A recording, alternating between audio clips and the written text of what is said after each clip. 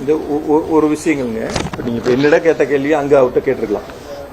பணியிட மாறுதல் சம்பந்தமா பார்ட்டி ஃபண்ட் அப்படின்னு சொல்லியிருந்தா இது வரைக்கும் யாராவது புகார் கொடுத்துருக்காங்களான்னு கேட்டுக்கலாம்.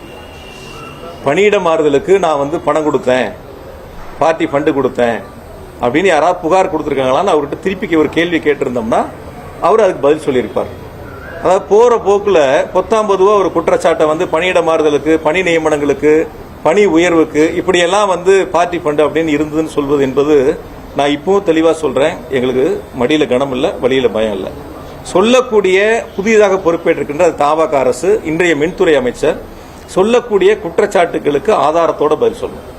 இந்த பணியிட மாறுதலுக்கு இவ்வளவு தொகை வசூலிக்கப்பட்டிருக்கிறது, இது என்னிடத்திலே புகாராக வந்திருக்கிறது, நான் ஆதாரத்தை உங்களிடத்திலே கொடுக்கின்றேன், இதற்கு அவர் பதில் சொல்லட்டும், அல்லது இதற்கு முன்னால் இருந்த அமைச்சர்கள் பதில் சொல்லட்டும், வெளிப்படைத்தன்மையோட சொல்லணும். பொத்தாம் பொதுவா போற வழியில பணியிட மாற்றம், பணி உயர்வு இதுக்கெல்லாம் பார்ட்டி ஃபண்ட் வசூல் பண்ணாங்க அப்படின்னு சொல்றது மிக மிக தவறானது. அதுல இன்னொன்னு சொல்லியிருக்காரு, சோலார் சம்பந்தமா சொல்லப்படுகின்ற பொழுது கூட பார்ட்டி ஃபண்ட், அப்புறம் அவரே ஒரு இடத்துல சொல்லியிருக்காரு, யாரும் இது வரைக்கும் புகார் சொல்லல. நீங்க பார்த்திருப்பீங்க. இப்ப யாரும் இது வரைக்கும் புகார் சொல்லலன்னு சொல்லுவாரு. அப்ப புகார் சொல்லாத ஒரு குற்றச்சாட்டை நீங்களாக மக்களிடத்தில் கடந்த திராவிட மாடல் அரசுக்கு ஒரு அவப்பெயரை உருவாக்க வேண்டும் என்ற குறுகிய மனப்பான்மையோடு இந்த குற்றச்சாட்டை முன்வைக்கின்றார்கள். இந்த குற்றச்சாட்டை முன்வைக்கிறாங்க. நான் அவருக்கு சொல்றது அப்ப இன்னும் கூடுதலா சில வார்த்தைகள்லாம் பயன்படுத்தினார். அரசியல்ல ஒரு சட்டமன்றமா இருக்கட்டும், பொதுவெளிகளா இருக்கட்டும், ஒரு அரசு நிர்வாகம் இருக்கு, அங்க துறையினுடைய அதிகாரிகள் இருப்பாங்க, ஐஏஎஸ் ஆபீசர்ல இருந்து கடைநிலை ஊழியர்கள் வரைக்கும் இருப்பாங்க, துறையினுடைய அமைச்சர் இருப்பாங்க, அதனுடைய செயல்பாடுகள் இருக்கும், முதலமைச்சர் ஆய்வு கூட்டங்களை நடத்துவாங்க, முதலமைச்சர் உத்தரவு போடுவாங்க, அமைச்சர்கள் அங்க செயல்படுத்துவாங்க, அமைச்சர்கள் உத்தரவு போடுவாங்க, துறையினுடைய அதிகாரிகள் செயல்படுத்துவாங்க.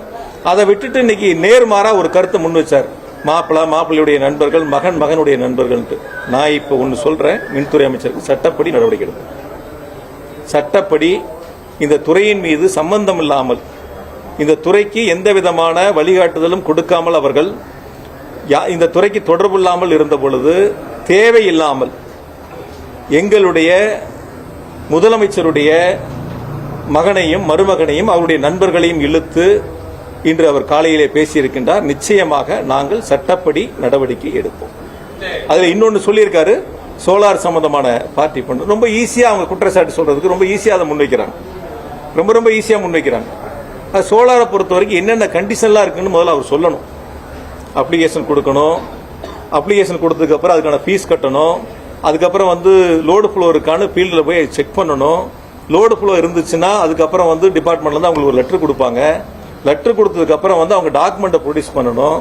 டாக்குமெண்ட்டை ப்ரொடியூஸ் பண்ணதுக்கு அப்புறம் அதுக்கப்புறம் தான் அவங்களுக்கான ஆர்டர் கிடைக்கும். அதுக்கப்புறம் தான் அவங்க ஒர்க்கை ஸ்டார்ட் பண்ண முடியும். அந்த ஒர்க்கை ஸ்டார்ட் பண்ணி முடிச்சதுக்கு அப்புறம் தான் அதை கமிஷன் பண்ணுவாங்க. இவ்வளவு லாங் ப்ராசஸ் இருக்கு.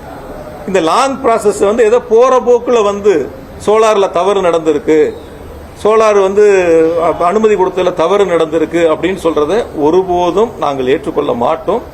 தயவு செய்து நான் உங்க மூலியமா சொல்றது மின்துறை அமைச்சருக்கு, நீங்கள் என்ன வேணாலும் பாருங்க,